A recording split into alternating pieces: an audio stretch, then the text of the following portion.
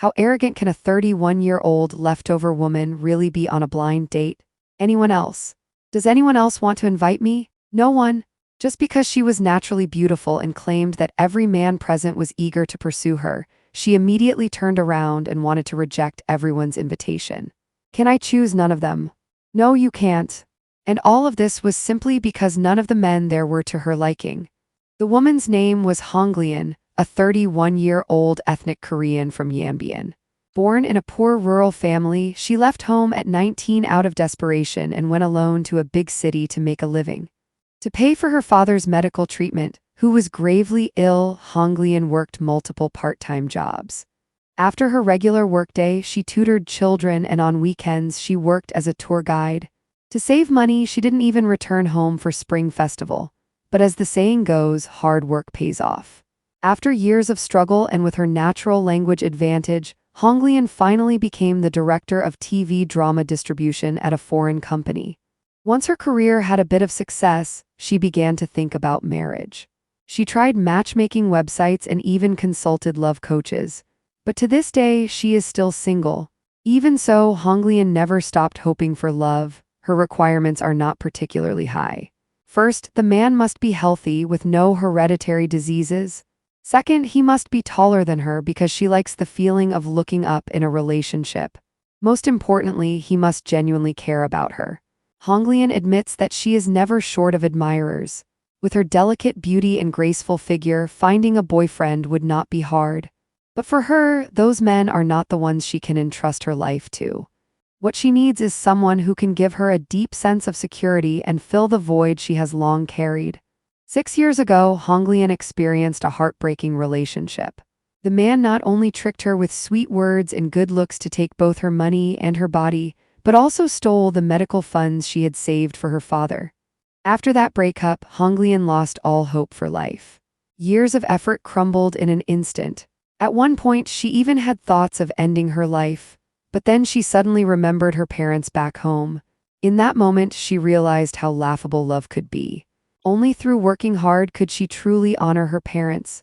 Now, blind dates for Hunglian are just something she reluctantly has to face. She knows very well that she may never encounter true love again. On one blind date, she met a music teacher. He had a house, a car, and a decent career. But before they could get to know each other better, Hunglian bluntly stated her purpose. My mom already told me. Whether you marry or divorce isn't so important. What matters is giving me children as soon as possible. Hunglian believes the only people one can truly rely on in this world are parents and children, because that's real blood connection. As for husband and wife, she says they might share joys but rarely endure hardships together. But the man had a different view. No matter how strong a woman seems, there will always be times she feels vulnerable. And that's when a man should provide her with security. What does security mean? She asked. Security, it means being reliable. And what is reliability? Well, it depends. If you think someone can fight, then he's reliable in that way. If you think someone is caring, then his caring makes him reliable. It depends on different aspects. Clearly, his answer displeased Hunglian. She quickly ended the date using work as an excuse. I think he's too soft, not like a real man. And he doesn't even know why he wants to get married. She thought he was overly obese, unmanly, and lacked clarity about marriage. But deep down, her high standards came from wanting her mother to live a good life, not to have her future husband become another burden. 20 years ago, her mother collected bottle caps at garbage dumps under the scorching summer sun just to save a few cents a day for her education. That became one of the most important foundations of Hunglian's upbringing. She knows clearly, had she stayed in Yanbian, she might already be the mother of several children by now. But living in a big city raised her standards higher and higher, almost like a curse.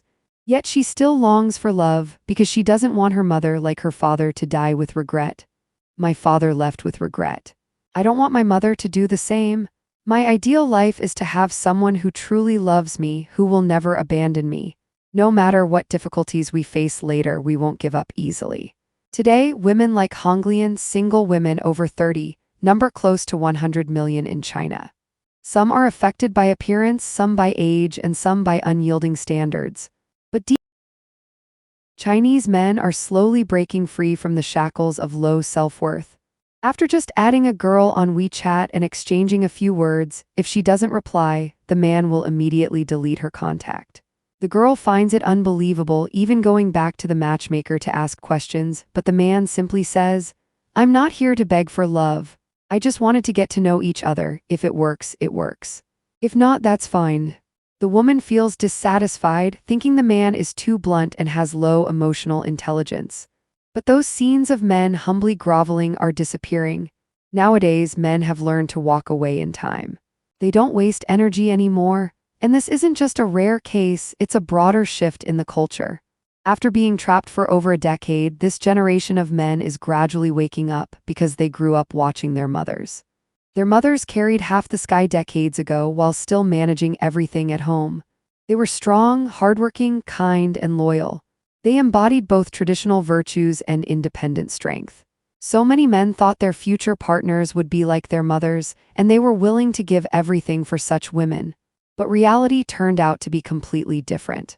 What they face instead are women raised by consumerism and shallow values, princesses who chase pleasure when young, then expect an honest man to foot the bill once they get older.